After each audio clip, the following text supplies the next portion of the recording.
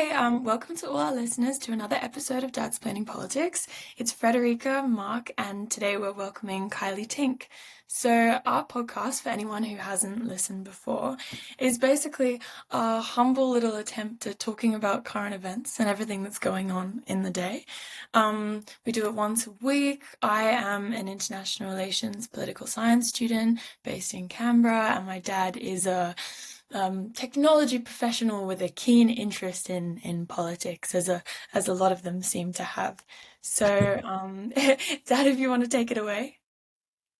Thanks, Freddie, and welcome, Kylea. Lovely to have you here. We've got a very special guest today on Dad's Planning Politics, Kylea Tink, who is many things, but has been a business leader, a mother of three, up until recently was the Community Independent MP for our seat of North Sydney, where we live, since May 22, in fact. Time goes quickly.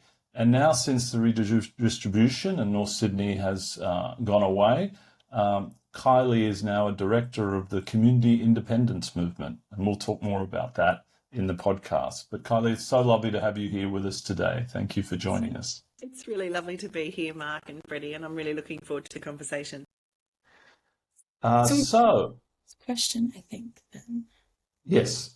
So Kylea, first question is, what are the best and worst things about your experiences of being the MP for North Sydney over the past few years?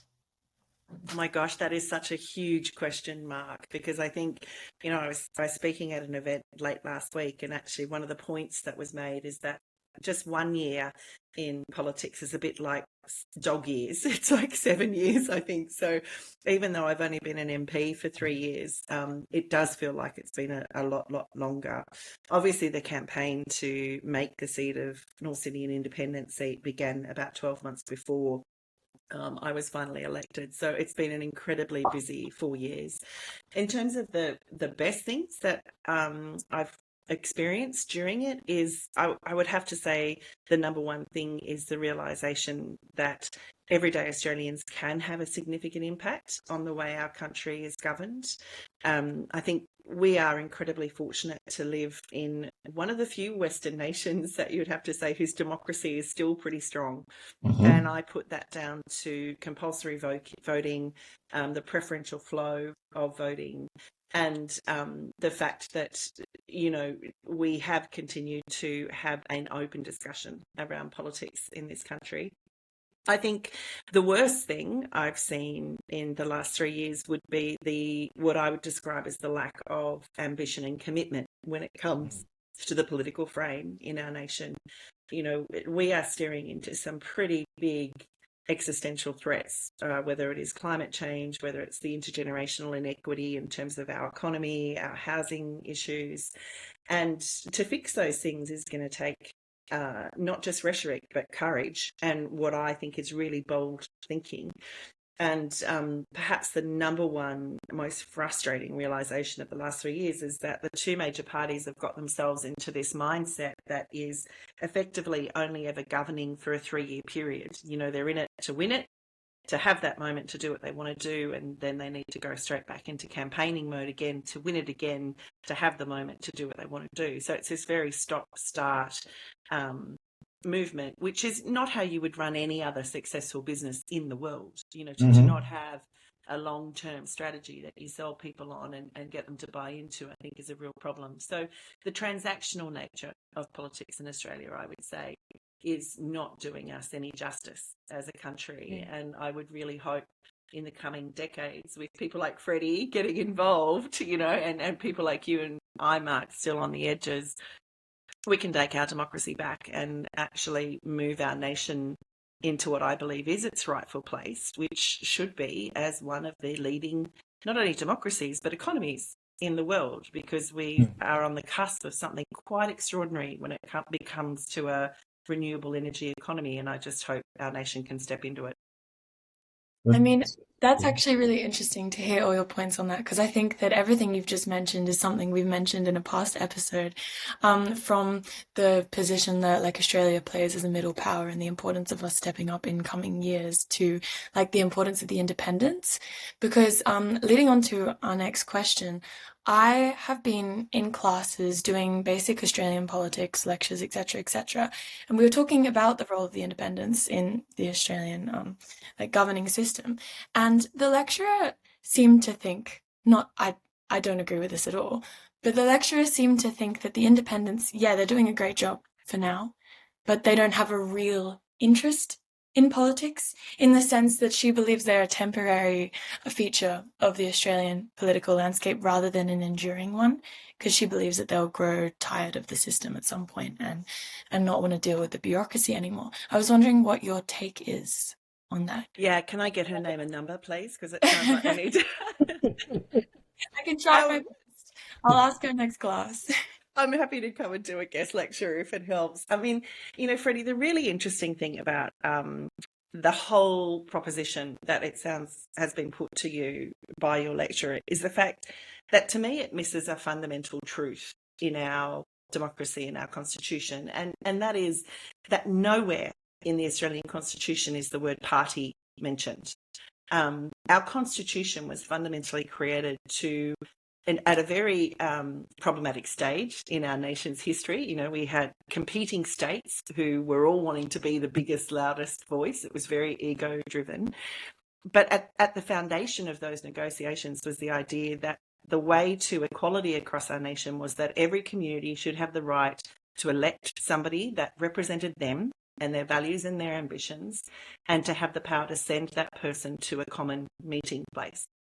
Now, with that as our foundation, the truth of the matter is the independents are the closest thing that we have to the original idea of how our democracy would operate. And, while they have been a long-term feature of our parliamentary system, we've, been a federated nation now for 124 years.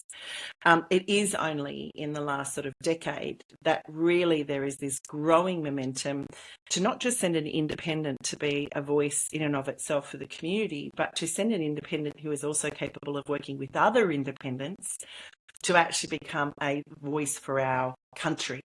And I think that's the key difference in what we've seen happen since 2013, when Cathy McGowan was first elected, through to 2022, where we had, the election of the largest crossbench in the history of Australian politics. And the counter argument to your lecturer's point, I would suggest, is the fact that coming into the 2025 election, there were actually 50 electorates across the country who had already mobilised and said they wanted to see a community independent run in the 2025 election. Now, of those electorates, 38 found a candidate. And so there are 38 community independents running this time around. That's 1 in 4 electorates will have the chance to vote for a community independent. And I only see that getting bigger because I am already talking to communities who are saying they want to run a community independent in 2028. So, I don't think it is a gross exaggeration to say I sincerely believe we could see a point in this nation where 151 seats have a community independent running. And every time a community independent runs, it's a really good sign for our democracy because it says the people of that electorate are prepared to step into the responsibility of their vote, and they are tired of abdicating that responsibility to two major parties who seem to have completely lost touch with ordinary everyday Australians and our ambitions and our courage and our optimism. Wow. Yeah, that's amazing. I think I got chills as you went through that. I can understand why they appointed you as the director of the community independence if you're that inspirational just on our podcast. Think of what you could do. Um, but yeah, I think that's really interesting as well, what you said about it being a feature of Australian democracy, having independents representing electorates instead of just the parties. Because I think that you can say that that's a feature of democracy itself. And maybe that's why we're at this state in the world right now where autocracies are gaining more power than they were before, and democratization is completely reversing. Like countries are losing all their faith in the system. And maybe if we had a system similar to what you're describing, where there's individuals representing electorates rather than parties trying to gain like political sway, and power. It all comes down to power, really, right? Maybe the world would be a much better place than it is right now. And maybe all those existential threats we'd actually be working towards fixing rather than just out of sight, out of mind. But no, that's Hey, really interesting. Kylie, a follow-on question for your discussion just there. With some of the funding challenges to the independents, do you see the independents joining some sort of party structure in the future or remaining the way it is? Yeah, look, I don't know what the future holds, Mark. What I think we can say with absolute confidence is that the legislation that the two major parties colluded to pass through Hmm. Parliament in the dying days of the 47th Parliament, the purpose of that legislation was to stymie this movement. There is no other justification for it. And in fact, when you dig under the basics of that, there are some very offensive pieces of content in that legislation that do seek to embed the two-party advantage, and actually, even more offensively, seek to give even more of the public purse to the two major parties. So I think I don't mind saying, there is already talk about how when that legislation comes to be, how can a movement like this one continue to not just survive, but thrive? Prosper, yeah. Yeah, and I think that will be the real challenge for people like myself who, no longer sit in a seat, but I am really committed to seeing this movement be given the momentum and the support that it needs. Will it ever become a party per se in what we understand today as a Yes. traditional structure of a party? I don't think so. I can't see that working because of the values that we hold. But in fact, it's probably the piece that excites me most about what comes after this election, if that legislation stays in place, is to begin to explore what other models of participatory democracy can be created that would fit within this new, really ridiculous legislation to enable us to be competitive, but not fundamentally walk away from the principles that we hold, so dearly. So I think the beauty of disruption, whether it's in the transport sector, the accommodation sector, the tech sector, people don't see it coming until it happens. And then everybody looks back on it and goes, oh, that seems so obvious. How did we not see that up until now? I feel like that is the potential of this movement. And we won't get it right. Hopefully there'll be lots of failures, because I think you're not trying hard enough if you're not failing every now and then. But I think the fact that there is such an appetite to explore that is really, really exciting, and exciting not just for Australia, but, back to your point, Freddie, for the rest of the world, because we are at a tipping point globally. It isn't just here in Australia. We are seeing the rise of these autocratic systems, even in the US today. Who would have thought the America that we're looking into from the outside would ever come to be in our lifetimes? And so for that to not become the norm, good people must stand up and say, we will not let that happen here, and we will not accept it on the global stage. And I think that's what the community independent movement is in Australia. Fantastic. And one other just follow-on question before we move on. Why do you think it's taken so long to move to a longer term? Are the major parties against this? It seems like the majority of Australians would be very happy for 4-year terms, for example. Yeah, well, the history here is there was actually a referendum on this in my lifetime. In fact, when they took the question of the Republic to the Australian community, what we sometimes forget is that there was a second question in that referendum, which actually asked Australians whether they were willing to accept a 4-year term for government. So, I like to say that's not in the far too distant past, but I don't know, my kids like to remind me that I finished university last century, so it could be longer than I think. Me But too. yeah, Mark, I think you're right. I think the majority of Australians would absolutely support a 4-year term. I think they understand that the 3-year term has become counterproductive, but it does require a political will to take that to referendum. And I think the results of the referendum that we saw in the 47th Parliament have probably created a bit of a gun-shy recoil when it comes to the Labor Party. I think the Labor Party really took a battering around the voice referendum, even though an electorate like mine and ours voted yes for that voice referendum, which I was very, very proud. The truth of the matter is they're kind of carrying the battle scars. And with the Liberal National Coalition, I mean, I can't keep up with the number of referendums that they've been offering in the lead up to this campaign, but sadly, a 4-year term has not yet been one of them. So again, maybe it comes back to the fact that to have a conversation like that, you have to fundamentally be grounded in a long-term thought process around our democracy. Whereas, to Freddie's point, that long-term thinking is just not there at the moment. It is about power and control. And in fact, in this last term, when I was having conversations that were somewhat frustrated with members of the Labor government, where I was pushing them to go further and harder, particularly around climate laws, the response I got back consistently was, well, Kylie, we can't do anything if we're not in government. So we must maintain power and control, and therefore we will only go as fast as we believe we can go to maintain power and control. That always seems to be the argument, doesn't it? In every sector of life. I hear that a lot when it comes to what people are planning on doing for their careers. It's always like, let's do something first to make sure we're secure and make sure we have that power, and then we'll do some good things later on. Which can be fair, but it obviously doesn't pose well for politics in general. Yeah. I think my dad maybe has some audio difficulties, it seems. No, I just muted because there was some feedback, so that's fine. Freddie, I think you've got the next question. Okay, yeah, I'll head on to the next question.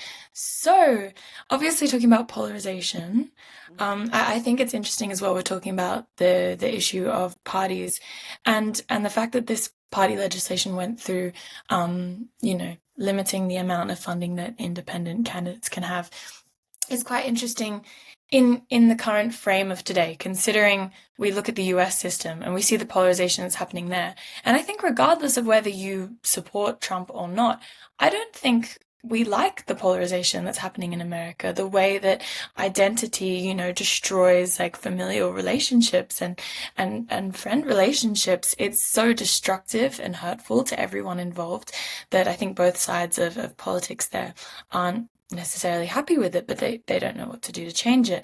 So obviously that has a flow-on effect onto Australia, as American politics typically tends to have.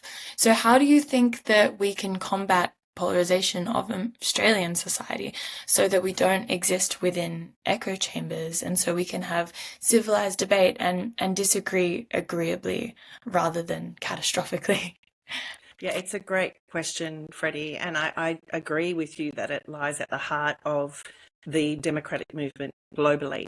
And, there's probably a lot of reasons that it's happened, not the least being the emergence of the social digital media age, where algorithms will, as you would well know, drive people down a pathway which just seeks to reassert the belief that they're, espousing versus challenging them in those beliefs.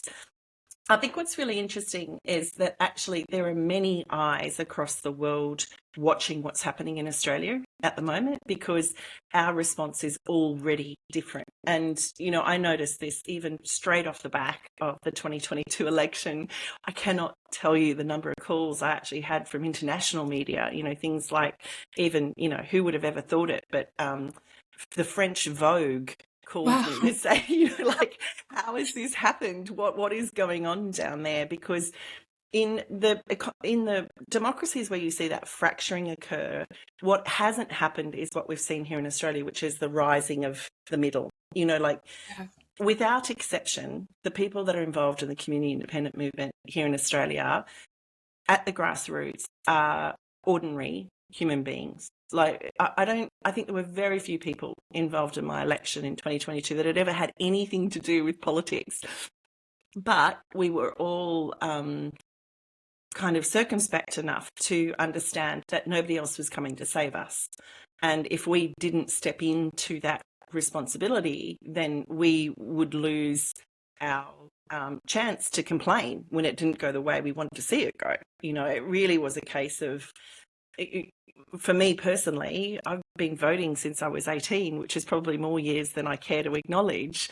And I felt like I couldn't continue to sit on the edge and complain about the direction the government was going in if I wasn't prepared to stand up and say, well, I don't like it, therefore I've got to turn up, stand up and speak up. And so that rise of the sensible centre is something that is quite uniquely Australian at the moment. But I can absolutely tell you there are people in the US who are reaching out to us right here, right now to say, where did it come from? And, the cynic in me kind of thinks that the independent Kennedy that ran in the US presidential campaign, I think he was trying to tap into it, but he certainly was no community independent. Like, he didn't understand the values of it. He just saw this title and thought, if I grab that and try and market it, maybe I can con a few Americans into supporting me. But I do think that to answer your question on how do we work against it, I think it's got to be in the way that we are prepared to behave in and of ourselves. And it's challenging. Freddie, when I ran in 2022, it was brutal. I was quite shocked at the aggression and the media attacks, the personal attacks on not just me, but my children and my family. You're trying to get me to sit down. It was sit down, shut up, take a Bex. Excuse my language. I don't know if I can use that. But, and I can tell you it's only gotten worse in 2025. And so I think that it's putting pressure on people like myself who came into this space to say politics can be done differently, because you have to be prepared to stand that way and hold it no matter what's coming at you. And as a communications professional, I guess, I know it's far easier for people to attach to a negative message than it is to attach to a positive message. Fear gazumps hope, unfortunately. And we're seeing a lot of that in this election. If you actually sit and watch the ads that both the major parties are running against each other and the ads they're running against people like me, it is very fear-based. I think the remedy to the fracturing of our society is hope. And in fact, really interestingly, I had someone say to me last week when I was speaking on a panel that he felt the remedy was love.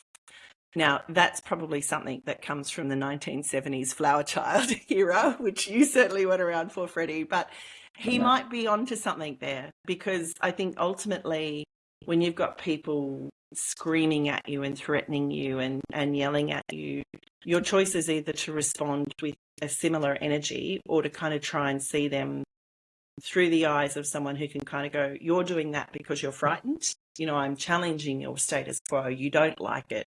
You're trying to intimidate me, but I can get that. That's your thing. I'm not changing who I am. But it is, I know on more than one occasion during the 47th Parliament, there was the debate actually was around how do we create space to have debates where we can agree to disagree respectfully.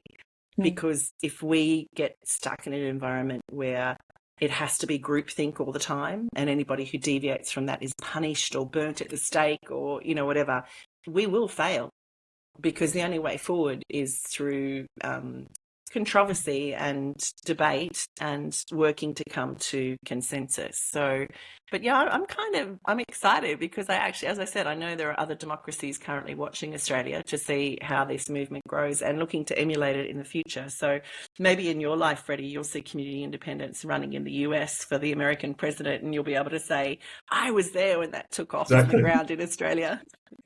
Can only hope that we get to the point where Australia influences the US to the point that US influences Australia. Yeah. It'd really be a remarkable day.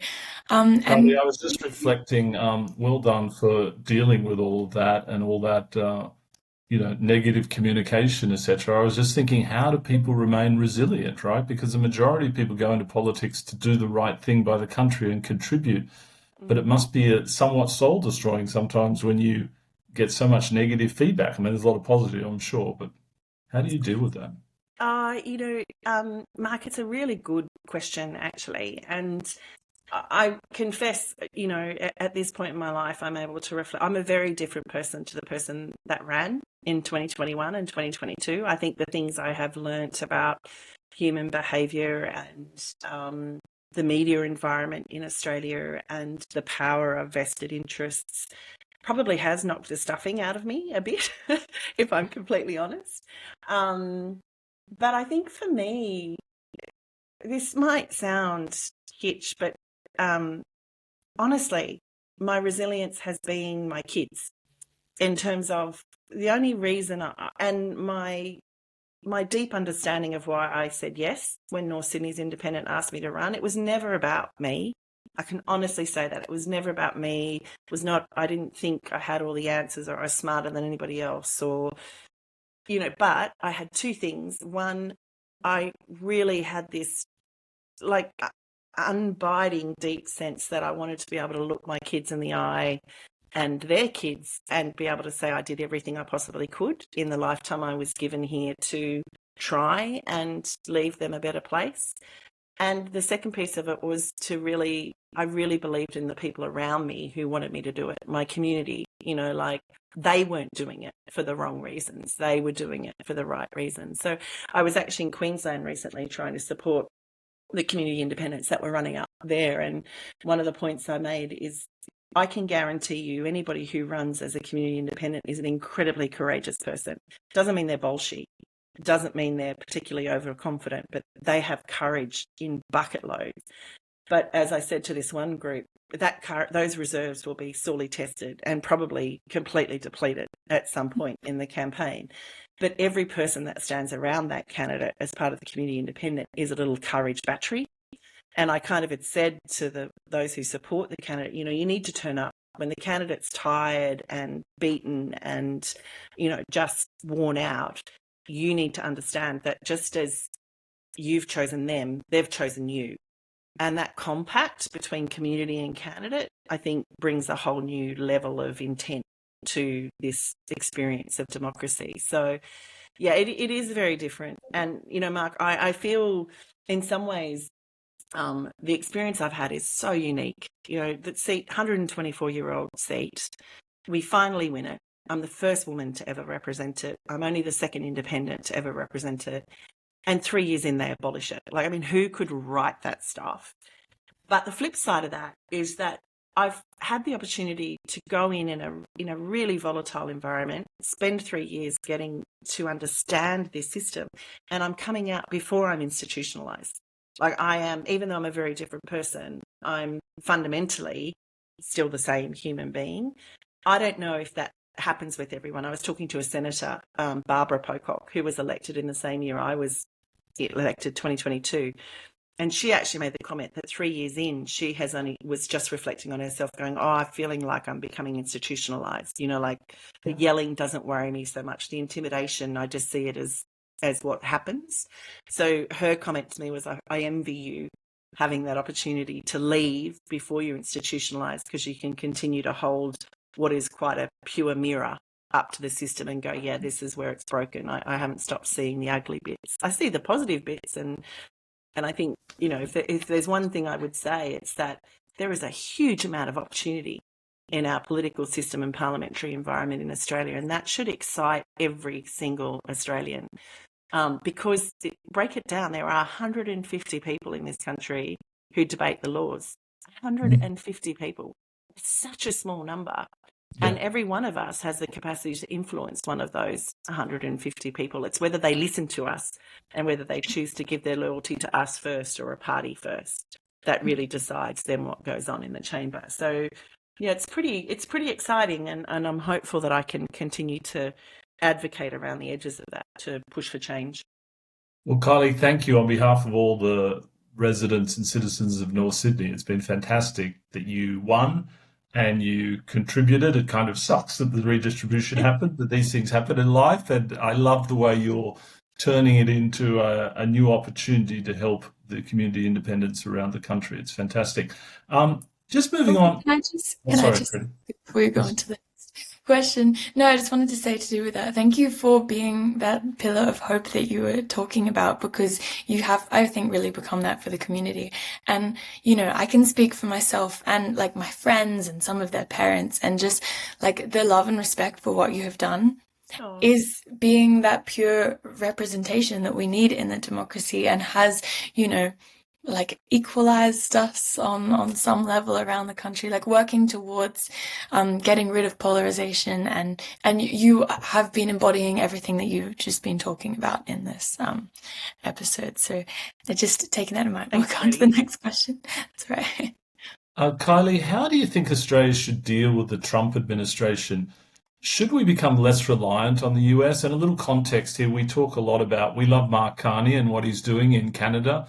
And I actually get frustrated with people when they say, Albo should visit Trump. And, the fact that he hasn't visited means that we've got a bad deal. It really frustrates me, but we'd love your perspective on that.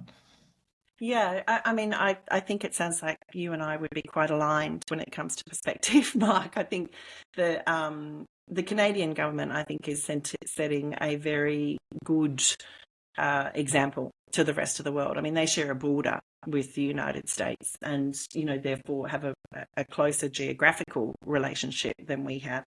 I don't mind admitting I was somewhat concerned under the last government, in the 46th Parliament, that there seemed to be this reversion of almost isolationism for Australia, a doubling down on our commitment to the US and the UK. AUKUS was all about the old school coming back together, putting the gang back together. And I think the truth of the matter is, for the size of the nation that we are and for the makeup of our current society, we, again, I think, have a really unique opportunity to have multi-partisan treaties. Whether we like it or not, we are fundamentally a part of the Asian part of the globe. And, therefore we must be a leader in this part of the world. We're also part of the Southern Hemisphere, which has perhaps some of the most challenging environments in terms of conflict and inequity, in terms of power and presence in their societies. So my immediate response to that is, it is appropriate that we continue to try and have a positive relationship with the US, but at the same time, the way that US is behaving, that's not on us, and we have to let them own their own stuff. And in the absence of that, we should be seeking to deepen our relationships with organisations like the EU and, broader parts of the Asian continent. And I think we can do that. One of the most interesting things I was involved in while in Parliament were discussions around a new free trade deal with the EU. And it was really interesting that, from my perspective, that fell apart because the EU was asking Australia to be bolder in where we were going in terms of decarbonising our economy. They were basically saying, well, yes, we'll give you free trade access, but we need you to undertake that you're going to be reducing your carbon emissions in your steel and your iron and your exports. We're not just going to let you in with a free pass with high emissions products. Now, the Australian government kind of balked at that and went, well, no, we don't really need that because we've got, the US and we've got wherever else. The upside of the US market becoming more difficult for us is I think it forces our government to look at those other markets, and that compliance piece might actually force us to go further faster. The other thing I must say about the US is actually, and I said this to someone the other day, I mean, America has just fired a massive portion of their nuclear scientists team. Like, huge number of academics have been let go and researchers. And I was talking to a gentleman called Saul Griffith, who is, arguably one of the most impressive engineers of a transition to electrifying everything, not only here in Australia, but globally. And I said to Saul, I just don't understand why we wouldn't just step straight in and employ them. Like, if Australia wants nuclear submarines and America's just fired the people who are building those things for them in the US, go and employ them, bring them to Australia, move them to Perth and build our own, because I'm pretty sure we'd build it faster than we're ever going to receive it from the US. So I think it's that. And maybe it comes back a bit, Mark, to even the story around the seat of North Sydney. With every disappointment and ending, there is an opportunity. And so I think America is in trouble. I think it's in very, very deep trouble. But I also reflect on the fact that this trouble's been coming for a really long time. I was in Washington in 2005, it must have been, at a meeting where Condoleezza Rice, as Chief of Staff, spoke to the global heads of the business that I was with a company called Edelman at the time, and they'd flown all of the country managers in. And there'd just been, the Times magazine had just had a lead story which said that by 2020, the American economy and society would be in decline and the rising economies would be China and India. And one of my colleagues put to Condoleezza Rice as chief of staff, how did America respond to that? And this gentleman, I just thought so fascinatingly, turned around and said, well, it just means as Americans, we've got to teach them how to do business. We're going to teach the Chinese how to do business. We're going to teach the Indians how to do business. And went on this rant about, America, the land of the free and the whatever. And it was so funny because at the end of it, the head of our Indian operations stood up and very politely looked at this man and he said, with all due respect, sir, I'd like to suggest that by 2020, it will be you who will be learning how to do business the Indian way. And I just thought, so we've known this is coming. I love it. When people behave in some sort of sense of shock around what we're seeing in America, it's been coming for a really long time, and they need to now decide which way they want to go as a society. And I certainly hope there is enough of a rebound that it brings them back into a place and space where they can continue to be positive contributors. But it is fair to say the world should never rely on one champion. And, I think perhaps that's where this disruption in the States has done some people a favour. I love that the EU has kind of gone, oh, crap, we can't rely on them. We're going to have to take responsibility for ourselves. Yeah, you should. And you should have done it a long time ago. And Kylie, I love your thought on this in terms of there's an opportunity for middle powers like Australia and Canada and others to really rise up and have this trade agreement with the world, excluding the US, and realize the power of this. It's enormous. If you just think about what's been done with the US bond market recently via Canada and Europe, etc., that's the reason Trump balked on the tariffs. So it's fascinating the power of this collective of all the other countries around the world. Yeah. I would just say as well, I think it's like an interesting reminder of how arbitrary everything is and how the system is really just defined by the few people who are in power. And especially everything that Trump's been doing with the tariffs over the past week or so has really shown you that like you can do whatever you want in this system. There may be norms and there may be legislation in place, but nothing can stop you. So the possibilities of free trade with whatever country you choose to do free trade with, whichever one ideologically makes the most sense, there's potential there to follow through on that. I think, from an economic point of view, we're experiencing it really directly at the moment, Freddie. And the only piece I would say where I think the challenges we are yet to explore them is the challenges around human rights and international law. And I think that is a particular place that we're going to need to focus more in the coming years because, we went through a period as a species in the early 20th century where we did everything we could to destroy each other through the First World War, the Second World War, the Korean War, the Vietnam War. And it's not lost on me that nearly 100 years on, we're back at a point where there's never been as much global conflict as there is right now. Sure, it's not a world war, but there are as many countries currently engaged in conflict as we were engaged back at the same era. Yeah. The concerning piece is we don't seem to have been able to hold on to our global commitment was that around what should be the rules of war. And, to see countries like the US cast aspersions against the United Nations, to cast aspersions against the International Criminal Court, I think that should worry us.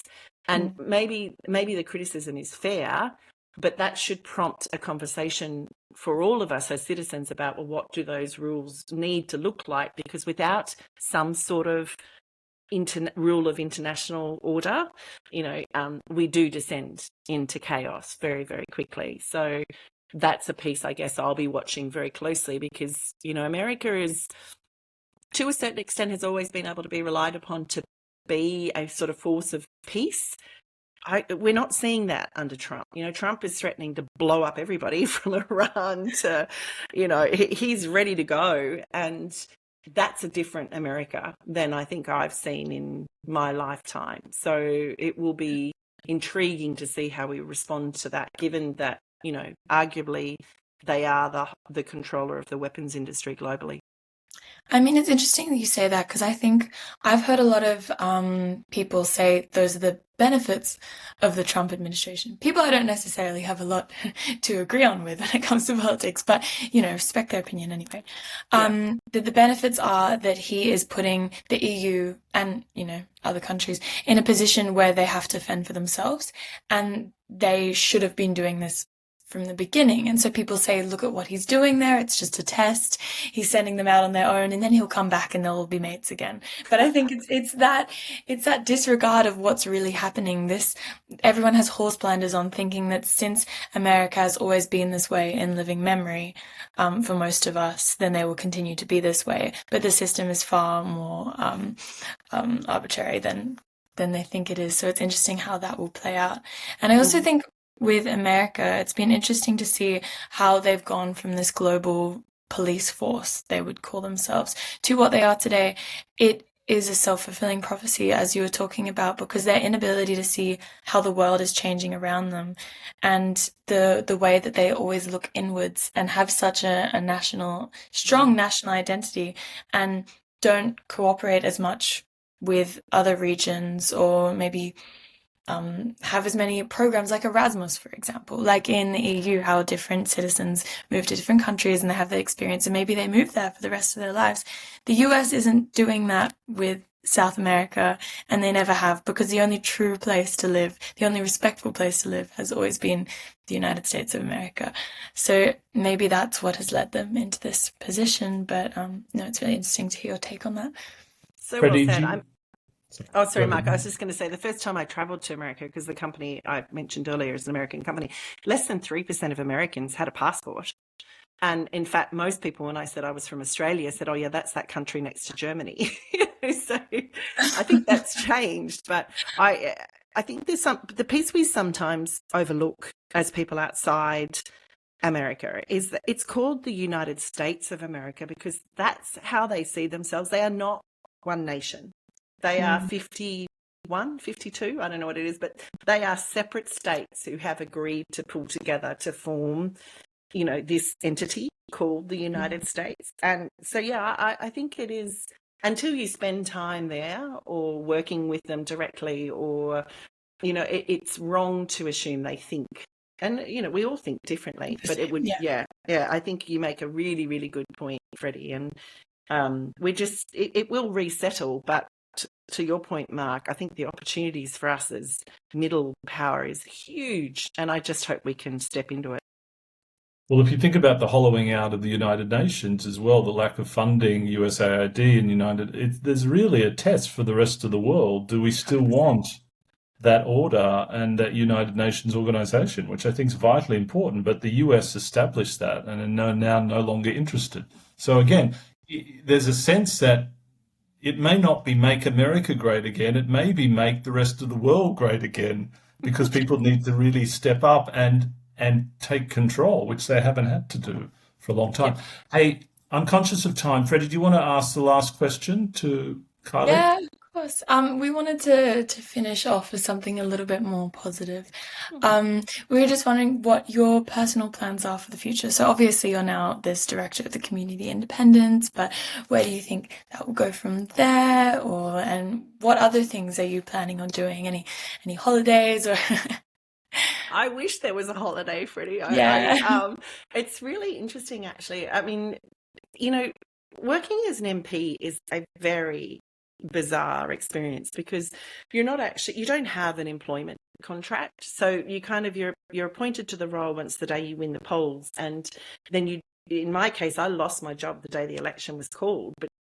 And I had no line of sight on when that would happen or how that would take place. So, my plans at the moment are very much focused on short term, medium term, and longer term. So short term, I'm very committed to the community independent, movement, and it's really lovely to be able to join the team at the Community Independent Project. They've been around for a long time. They set themselves up in 2021, and I've just joined voluntarily as a board director for them to help them raise the profile of what they're doing. So, and that gives me a great opportunity to work with these 38 candidates that are running in the 2025 election. They're all really, really good people. So whatever I can do to help them and their communities get the best outcome for themselves in this next election, I'll do that. On the other side of that, though, I need to find what's next for me, and it will definitely involve work because I have a mortgage that I, need to pay off, and I kind of feel like it might involve a return for me back to the commercial sector, to be honest, for a little while. I feel like I've probably got another executive role in me before I then potentially turn to boards and broader strategic advice. I'm particularly interested in the capacity of those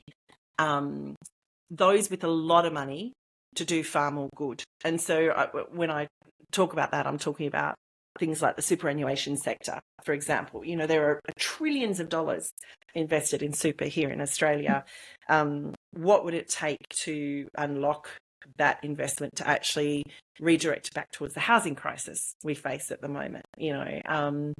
What's going on in the banking sector in Australia, because it's probably the one place I've never really worked. I've never really worked at that intersection between finance and social impact. So at the moment, that's what I'm kind of thinking. But I will continue to try and work within the community independent movement to answer, the question that your dad asked earlier, what happens next? Because I really would like to see a space and a place where you could have somebody like Allegra Spender as the Treasurer or Monique Ryan as the Health Minister. And to get us to that sort of place, we're going to have to continue to push our government system. Do I think I'll ever return to politics? Never say never, but the chances, are probably slim at this point in time. But I'm awfully grateful for the experience I've had, and I think I've put my kids off politics for life, so I've probably done enough good and bad in the same breath. We'll see. But yeah, I always tell my kids, my plan originally was to try and do at least 3 terms as the member for North Sydney. And then my plan was always at the end of that 9 years to go and spend 6 months in Italy, just, living in a villa and eating pasta and bread and, learning the local dialect. So within 9 years, I still hope to be able to do that. But now I've got this, 6-year period to fill with something else. So I'm looking forward to whatever that may be. Yeah, correct. Correct. Kylie, I'm sure you'll do amazing things, and you're incredibly skilled. And now, having had your parliamentary experience, there's many precedents of this. Some people haven't been in politics, having great careers in business afterwards, and I'm sure you will do that. Anyone would be lucky to have you. Kylie, thanks so much for your time today. We really, really appreciate it. I'm sure our listeners are going to find this fascinating. Good luck with the community independence. Zali is now our local member, and we will be supporting her. Freddie already organised for a banner on our gate to be delivered early. So it's fantastic. But we really appreciate your time. Thank you for everything you've done for North Sydney and for Australia, and it's been an absolute pleasure. So great to talk to you both, and thank you for continuing to do the work to actually have exactly the sort of conversations we need to have. I think we need to do more about civic education in Australia, and chats like this are so important in that process. So thank you, Mark. You've been connected to the movement in North Sydney for a really long time, so thank you for that personal support. And Freddie, I look forward to seeing you run as a community independent in some point in time. I'll be right here in your corner. I mean, if I have support from you, then maybe I'll have to do it. Bring it on. Thanks, Kylie. You have a lovely day. Thanks, Freddie. Thanks, Bye. guys. Bye.